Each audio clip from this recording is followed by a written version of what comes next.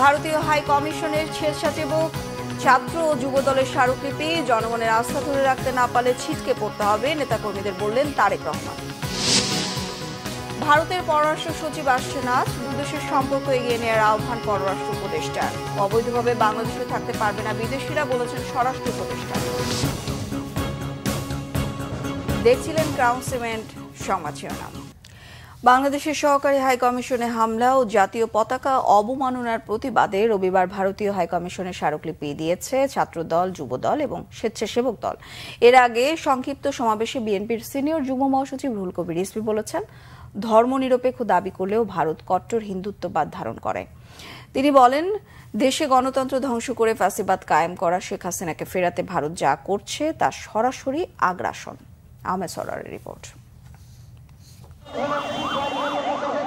ভারতের ত্রিপুরার আগরতলায় বাংলাদেশের সহকারী হাইকমিশনে হামলা ও জাতীয় পতাকা অবমাননার প্রতিবাদে জাতীয়তাবাদী যুবদল, স্বেচ্ছাসেবক দল ও ছাত্রদল ভারতীয় দূতাবাস অভিমুখে পদযাত্রা ও স্মারকলিপি প্রদান কর্মসূচির আয়োজন করে। সকাল 11:15টার দিকে নয়াপল্টন থেকে মিছিল নিয়ে স্মারকলিপি দিতে ভারতীয় হাইকমিশন অভিমুখে পদযাত্রা শুরু হয়। কোনো বাধা বিপত্তি ছাড়াই মিছিলটি কাকরাইল, মালিবাগ, মৌচাক, মালিবাগ রেলগেট হয়ে রামপুরা বাজার পৌঁছায়। সেখান থেকে রামপুরা ব্রিজে গিয়ে পড়ে পুলিশি বাধায়। সেখান থেকে যুবদল, ছাত্রদল ও স্বেচ্ছাসেবক দলের একটি প্রতিনিধি দল ভারতীয় হাইকমিশনে যায় স্মারকলিপি জমা দিতে।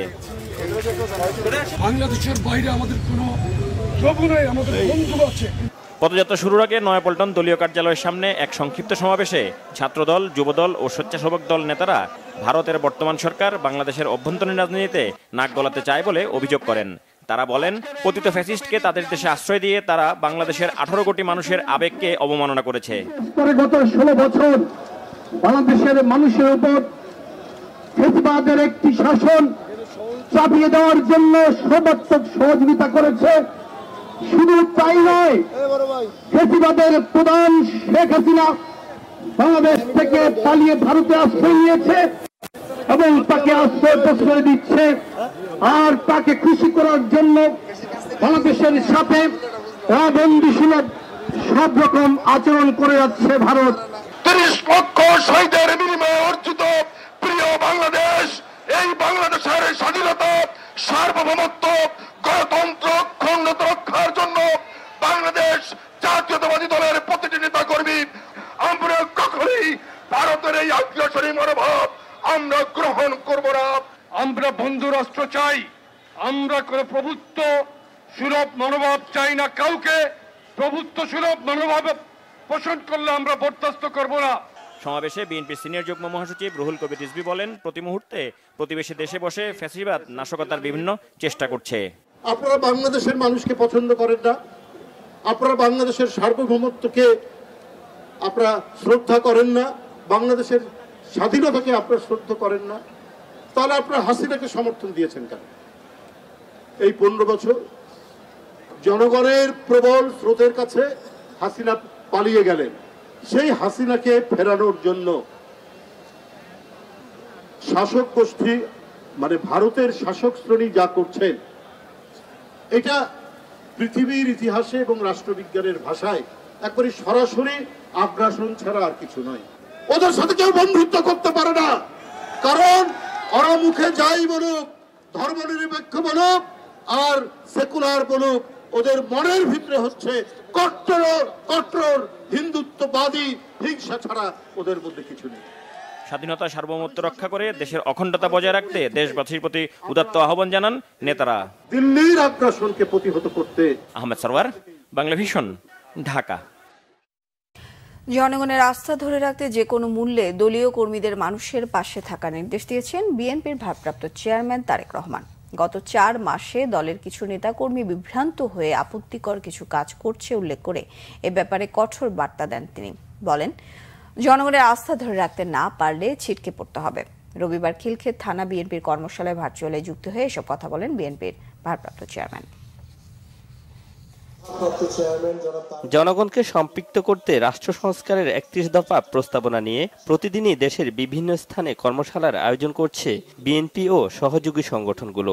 এরই অংশ হিসেবে রাজধানীর খিলক্ষেতে বড়ুয়া আলাউদ্দিন উচ্চ বিদ্যালয় মাঠে কর্মী সভা ও কর্মশালা করে খিলক্ষেত থানা বিএনপি।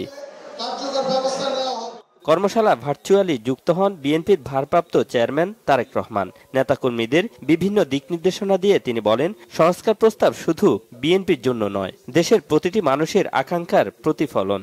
আমরা 27 দফাকে প্রথমে দলের পক্ষ থেকে যেটি ছিল এটি ছিল 27 দফা, পরবর্তীতে আমরা এটিকে 31 দফায় রূপান্তর করি বিভিন্ন দলের মতামতের ভিত্তিতে। এই 31 দফার মধ্যে শিক্ষার কথা বলা আছে, 31 দফার মধ্যে শিল্পের কথা বলা আছে, 31 দফার মধ্যে কৃষকের কথা বলা আছে, শ্রমিকের কথা বলা আছে, ছাত্রছাত্রীর কথা বলা আছে, দেশের মানুষের স্বাস্থ্য ব্যবস্থা নিয়ে বলা আছে, দেশের বিচার বিভাগের কথা বলা আছে, দেশের অর্থনীতি নিয়ে বলা আছে।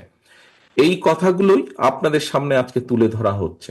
গত 4 মাসে দলের কিছু নেতাকর্মীর কার্যকলাপ নিয়ে ক্ষুব্ধ প্রতিক্রিয়া ব্যক্ত করেন বিএনপির ভারপ্রাপ্ত চেয়ারম্যান। বলেন, কারো ব্যক্তি স্বার্থে আন্দোলন হয়নি, যারা ভুল করবে তারা জনগণের আস্থার জায়গা থেকে ছিটকে যাবে বলেও হুঁশিয়ারি করে দেন। এই 3-4 মাসে যারা স্বৈরাচার পতনের পরে, স্বৈরাচার পালিয়ে যাবার পরে কিছু কিছু ক্ষেত্রে আমাদের কিছু কিছু নেতাকর্মী বিভ্রান্ত হয়েছে এবং এই বিভ্রান্তির কারণে তারা এমন কিছু কাজ করছে যেই কাজগুলো মানুষ পছন্দ করছে না, সাধারণ মানুষ অনেক ক্ষেত্রেই।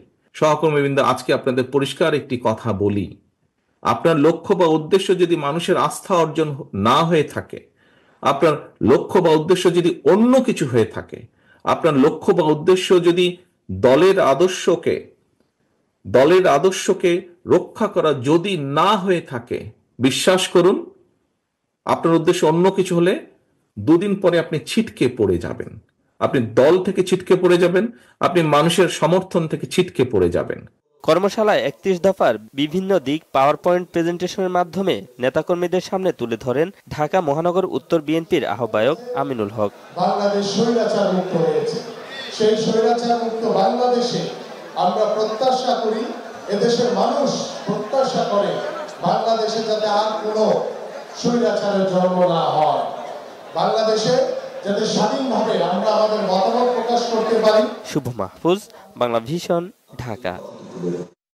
এদিকে রংপুর ও বরিশাল বিভাগীয় প্রশিক্ষণ কর্মশালায় বিএনপির ভারপ্রাপ্ত চেয়ারম্যান তারেক রহমান বলেছেন, বিএনপি চায় সব দলকে নিয়ে এমন একটি সরকার গঠন করতে যেখানে সবাই মতামত প্রকাশ করতে পারবে। দেশের সব মানুষকে ঐক্যবদ্ধ করতে পারলে দেশ পুনর্গঠন করা সম্ভব হবে। রাষ্ট্র কাঠামো গঠনের 31 দফা নিয়ে কর্মশালায় রবিবার প্রধান অতিথি হিসেবে ভার্চুয়ালি যুক্ত হয়ে তিনি কথা বলেন। তারেক রহমান আরো বলেন, বিএনপি সরকার গঠন করলে জুলাই আগস্ট সহ গত 15 বছরের শহীদদের স্মরণে স্থাপনা তৈরি সহ প্রতিটি শহীদ পরিবারকে রাষ্ট্রীয়ভাবে সহায়তা করা হবে। তিনি বলেন, বিএনপি ক্ষমতায় গেলে নারীদেরকে অর্থনৈতিকভাবে শক্তিশালী ও স্কুল পর্যায় থেকে কারিগরি শিক্ষার মাধ্যমে জনশক্তিতে পরিণত করা হবে, যেন বেকারত্ব না থাকে। রংপুর শিল্পকলা অডিটোরিয়ামে মহানগর বিএনপির আয়োজনে উপস্থিত ছিলেন বিএনপির কেন্দ্রীয় যুগ্ম মহাসচিব সুলতান সালাউদ্দিন টুকু। সভাপতিত্ব করেন বিএনপির বিভাগীয় সাংগঠনিক সম্পাদক অধ্যক্ষ আসাদুল হাবিব দুলু। বরিশাল শিল্পকলা একাডেমিতে কর্মশালায় উপস্থিত ছিলেন দলের স্থায়ী কমিটির সদস্য সেলিমা রহমান।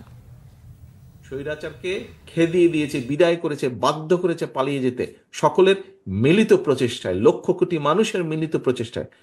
ঠিক সেইভাবে পরবর্তীতে দেশটিকে যদি গড়তে হয়, একক বিএনপি শুধু একা পারবে না দেশকে গড়তে। দেশকে গড়তে হলে, পুনর্গঠন করতে হলে আমাদের জাতিকে ঐক্যবদ্ধ করতে হবে, দলমত নির্বিশেষে মানুষকে ঐক্যবদ্ধ করতে হবে। যেভাবে আন্দোলনের সময় জুলাই আগস্ট মাসে যেভাবে দলমত নির্বিশেষে সবাই রাজপথে নেমে এসেছিলেন, ঠিক সেভাবেই আমাদেরকে দেশকে আবার পুনর্গঠন করতে হবে। জনগণের বিশ্বাস এবং আস্থাই হচ্ছে আমাদের বড় পুঁজি। আসুন আমরা দেশকে পুনর্গঠনের জন্য যেভাবে 31 দফাকে পৌঁছে দিব মানুষের দ্বারে দ্বারে, আসুন আজকের এই কর্মশালায় আমাদের আরেকটি প্রতিজ্ঞা হোক, আরেকটি শপথ হোক যে আগামী দিনে দেশকে পুনর্গঠনের জন্য আমরা সর্বোচ্চ শক্তি দিয়ে চেষ্টা করব সকলকে ঐক্যবদ্ধ করার জন্য। আজ ঢাকায় আসছেন ভারতের পররাষ্ট্র সচিব বিক্রম মিশ্রি। বাংলাদেশের পররাষ্ট্র সচিবের সঙ্গে তিনি বৈঠক করবেন। এদিকে পররাষ্ট্র উপদেষ্টা তৌহিদ হোসেন বলেছেন, দুদেশের পররাষ্ট্র সচিব পর্যায়ের আলোচনা ফলপ্রসূ হবে। 5 আগস্টের পরিবর্তন স্বীকার করে ঢাকা দিল্লির সম্পর্ক এগিয়ে নিতে হবে বলেছেন তিনি। ইমরুল কায়েসের রিপোর্ট। দ্বিপক্ষীয় সম্পর্কে টানাপোড়েনের মধ্যেই পররাষ্ট্র সচিব পর্যায়ের বৈঠকে অংশ নিতে সোমবার ঢাকা আসছেন ভারতের পররাষ্ট্র সচিব বিক্রম মিশ্রি। একই দিন ঢাকায় পররাষ্ট্র সচিব জসিমউদ্দিনের সঙ্গে দ্বিপক্ষীয় বৈঠক করবেন তিনি। সৌজন্য সাক্ষাৎ করবেন পররাষ্ট্র উপদেষ্টা তৌহিদ হোসেনের সঙ্গেও। পররাষ্ট্র সচিব পর্যায়ের বৈঠকে ইতিবাচক আলোচনা হবে বলে আশা করছেন পররাষ্ট্র উপদেষ্টা তৌহিদ হোসেন। জাতীয় প্রেস ক্লাবে এক আলোচনা অনুষ্ঠানে এ আশা প্রকাশ করেন তিনি। আমি আশা করব যে তারা একটা ফলপ্রসূ আলোচনা করবেন। 5 আগস্টের আগে এবং পরে ভারতের সাথে সম্পর্কে নিশ্চয়ই একটা গুণগত পরিবর্তন হয়েছে। এটা মেনে নিয়ে আমাদেরকে চেষ্টা করতে হবে সম্পর্ককে এগিয়ে নিতে। এটা আমি সেই সূত্রেই কিন্তু আমি প্রপোজ করেছিলাম প্রথমে যে আমাদের যে মেকানিজম আছে ফরেন অ্যাফেয়ার্স কনসালটেশন, আমরা এটা শুরু করি এবং এটা আমরা শুরু করছি। এ অঞ্চলে শান্তি প্রতিষ্ঠা ও উন্নয়নের জন্য আঞ্চলিক সংস্থা সার্ককে কার্যকরের কথা বলেন পররাষ্ট্র উপদেষ্টা সহ বক্তারা। এখানে একটা অত্যন্ত বড় এবং শক্তিশালী দেশ ভারত আছে, সাথে যদি আমাদেরকে নিতে পারতো সবাইকে, তাহলে কিন্তু ভারতেরও সুবিধা হতো, আমাদের অন্যদেরও সুবিধা হতো। কিন্তু সেটা দুঃখজনকভাবে হচ্ছে না। 2-3 মাস যাবত যে ব্যবসায় মন্দা যাচ্ছে দ্বিপাক্ষিক, সেটা কি শুধু বাংলাদেশকে এফেক্ট করছে? শুধু বাংলাদেশকে এফেক্ট করছে না, এত বড় অর্থনৈতিক দেশ ভারত, তাকেও কিন্তু এফেক্ট করছে। আমরা আশা করব যে এই অচলাবস্থা আমরা কাটিয়ে উঠতে পারবো। এক প্রতিবেশী দেশের সাথে আর এক প্রতিবেশীদের সাথে যেই সম্পর্কের অবনতি, আমি মনে করি সেটাকেও রোধ করা উচিত। সেটা একে অপরকে গালি দিলে তো আর কমানো যাবে না। আমাদের একটা প্রতিবেশীদের সাথে নেপালের সম্পর্কের একটা অবনতি ঘটতেছে, পাকিস্তানের সম্পর্ক এখনো ঠিক হয় নাই। আমাদের সাথে অবনতি হোক, এটা আমরা চাই না। আমরা চাই আমাদের অঞ্চলে শান্তি। সার্ক সম্মেলন হলে সদস্য দেশগুলোর মধ্যে বন্ধুত্বের বাতাবরণ তৈরি হবে বলে উল্লেখ করেন পররাষ্ট্র উপদেষ্টা। ইমরুল কায়েস, বাংলা ভিশন, ঢাকা। অবৈধভাবে কোনো বিদেশি বাংলাদেশে থাকতে পারবে না জানিয়েছেন স্বরাষ্ট্র উপদেষ্টা অবসরপ্রাপ্ত লেফটেন্যান্ট জেনারেল জাহাঙ্গীর আলম চৌধুরী। বড়দিন এবং 31st নাইট উপলক্ষে রবিবার আইন শৃঙ্খলা সংক্রান্ত সভা শেষে তিনি এ তথ্য জানান। স্বরাষ্ট্র উপদেষ্টা বলেন, এখন কতজন অবৈধ বিদেশি আছেন সেই পরিসংখ্যান সরকারের হাতে নেই। 31st নাইটে সব বার বন্ধ থাকবে। ফানুস ও আতশবাজি না করার অনুরোধ জানান তিনি। বলেন, কোনো জাতীয় দিবস পালনে কোনো ধরনের হুমকি নেই। আইন শৃঙ্খলা রক্ষাকারী বাহিনী সজাগ আছে। আশ্বস্ত করেন, সীমান্তে পুরোপুরি অ্যালার্ট জারি রেখেছে বিজিবি। ভারতীয় গণমাধ্যমের মিথ্যাচারের জবাব দেশের গণমাধ্যম সবচেয়ে ভালোভাবে দিতে পারে। সীমান্তে কোনো অনুপ্রবেশ বরদাস্ত করা হবে না বলে হুঁশিয়ারি দেন তিনি। ভারতের সাথে সম্পর্ক নেতিবাচক দিকে মোড় নেওয়ার কোনো শঙ্কা নেই বলেও জানান স্বরাষ্ট্র উপদেষ্টা। জুলাই আগস্টের গণ অভ্যুত্থানকে ক্ষুণ্ণ করতে কয়েকটি দেশ থেকে বাংলাদেশের বিরুদ্ধে পরিচালিত বিভ্রান্তিমূলক প্রচারণার মোকাবেলায় ফেসবুকের মূল সংস্থা মেটার সহযোগিতা চেয়েছেন প্রধান উপদেষ্টা অধ্যাপক ডক্টর মোহাম্মদ ইউনুস। রবিবার রাষ্ট্রীয় অতিথি ভবন যমুনায় সাক্ষাৎ করতে গেলে মেটার পরিচালক মিরান্ডা সেসন্সকে প্রধান উপদেষ্টা বলেন, বিভ্রান্তিমূলক প্রচারণার ভুক্তভোগী হচ্ছেন দেশের মানুষ। সেসন্স প্রধান উপদেষ্টাকে মেটার মানবাধিকার নীতি ব্যাখ্যা করে বলেছেন, তাদের প্ল্যাটফর্ম ব্যবহার করে কেউ যাতে বিভ্রান্তি ছড়াতে না পারে সেজন্য তারা সতর্ক ছিলেন। প্রধান উপদেষ্টা মেটার প্রযুক্তিকে তরুণ উদ্যোক্তাদের জন্য আরও ব্যবহার বান্ধব করতে বলেন। দেশের তরুণ জনগোষ্ঠীর সুবিধা বিবেচনায় বাংলাদেশ সরকার ফেসবুকের সঙ্গে যুক্ত থাকবে বলেও জানিয়েছেন অধ্যাপক ডক্টর মোহাম্মদ ইউনুস। বন্দি বিনিময় চুক্তির যথাযথ নিয়ম মেনে শেখ হাসিনাকে দেশে ফিরিয়ে আনার বিষয়টি ভারতকে জানানো হবে জানিয়েছেন প্রধান উপদেষ্টা প্রেস সচিব শফিকুল আলম। তিনি বলেন, গুম খুনের নির্দেশদাতা হিসেবে শেখ হাসিনাকে জবাবদিহিতার মুখোমুখি করা বর্তমান সরকারের অঙ্গীকার। রবিবার ফরেন সার্ভিস একাডেমিতে ব্রিফিংয়ে প্রেস সচিব জানান, ভারত বাংলাদেশের সম্পর্কের সুবিধা পাবে দুদেশের জনগণ, তবে সেটা হওয়া উচিত সমতা, ন্যায্যতা, সমতার ভিত্তিতে। জাতীয় নির্বাচন ডেডলাইন প্রসঙ্গে শিক্ষা উপদেষ্টার বক্তব্য একান্ত ব্যক্তিগত বলে জানান প্রধান উপদেষ্টার সাথে সোমবার ভারতের পররাষ্ট্র সচিবের সাক্ষাতের কথা রয়েছে। এদিন ইউরোপীয় ইউনিয়নের সদস্যদের সাথেও সাক্ষাৎ হবে। ভোজ্য তেলের সংকট নেই জানিয়ে প্রধান উপদেষ্টা প্রেস সচিব বলেন, রমজান মাসে পণ্যের দাম সহনীয় রাখতে কাজ করছে সরকার। কথিত হিন্দু নিপীড়নের অভিযোগ এনে মঙ্গলবার দিল্লিতে বাংলাদেশ হাই কমিশন ঘেরাওয়ের ঘোষণা দিয়েছে ভারতের উগ্রপন্থী কট্টর হিন্দুত্ববাদী সংগঠন আরএসএস। এক সংবাদ সম্মেলনে আরএসএস এর দিল্লি শাখার গণমাধ্যম ও যোগাযোগ বিভাগের সহপ্রধান রজনীশ জিন্দাল বলেন, বাংলাদেশে হিন্দু ও সংখ্যালঘুদের বিরুদ্ধে চলমান নিপীড়নের ঘটনায় গোটা ভারত ক্ষুব্ধ ও উদ্বিগ্ন। এই অভিযোগে মঙ্গলবার দিল্লির নাগরিক সমাজের ব্যানারে বাংলাদেশ হাই কমিশন অভিমুখে পদযাত্রা করবে আরএসএস। দিল্লিতে 2 শতাধিক সামাজিক, সাংস্কৃতিক ও ধর্মীয় সংগঠন সংগঠনের প্রতিনিধিরা প্রতিবাদ মিছিলে যোগ দেবেন বলে জানান। সংগঠনটি বাংলাদেশ হাই কমিশনের স্মারকলিপি দেবে। এছাড়া আরএসএস নেতা বলেন, বাংলাদেশি হিন্দুদের উপর নৃশংসতা ও সহিংসতা বন্ধের দাবি জানিয়ে জাতিসংঘ, ইউএনএইচসিআর, ডব্লিউএইচও, অ্যামনেস্টি ইন্টারন্যাশনাল ও এডিবি সহ সকল আন্তর্জাতিক সংস্থার কাছে স্মারকলিপি জমা দেবে সংগঠনটি।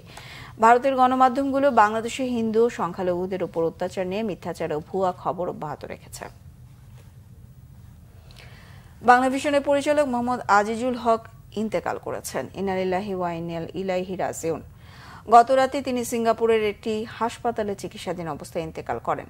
বাংলা ভিশনের চেয়ারম্যান আব্দুল হকের জ্যেষ্ঠ সন্তান তিনি। মৃত্যুকালে তিনি বাবা, মা, স্ত্রী, 2 ছেলে, 3 মেয়ে, ভাই বোন ও আত্মীয় স্বজন সহ অসংখ্য গুণগ্রাহী রেখে গেছেন। মরহুম আজিজুল হকের বাড়ি পুরান ঢাকার হাটখোলা জামে মসজিদের পাশে। সংবাদ শেষ করব ক্রাউন সিমেন্ট শিরোনামগুলো আরো একবার জানিয়ে। ভারতীয় হাই কমিশনের স্বেচ্ছাসেবক ছাত্র যুব দলের স্মারকলিপি জনগণের আস্থা ধরে রাখতে না পারলে ছিটকে পড়তে হবে, নেতাকর্মীদের বললেন তারেক রহমান। ভারতের পররাষ্ট্র সচিব আসছেন আজ। দুদেশের সম্পর্ক এগিয়ে নেওয়ার আহ্বান পররাষ্ট্র উপদেষ্টার। অবৈধভাবে বাংলাদেশে থাকতে পারবে না বিদেশিরা, বলেছেন স্বরাষ্ট্র উপদেষ্টা। এই ছিল এখনকার মতো। পরের সংবাদ সকাল 10টায়, 9টায় থাকছে নিউজ টপ 10। দেখার আমন্ত্রণ রইল।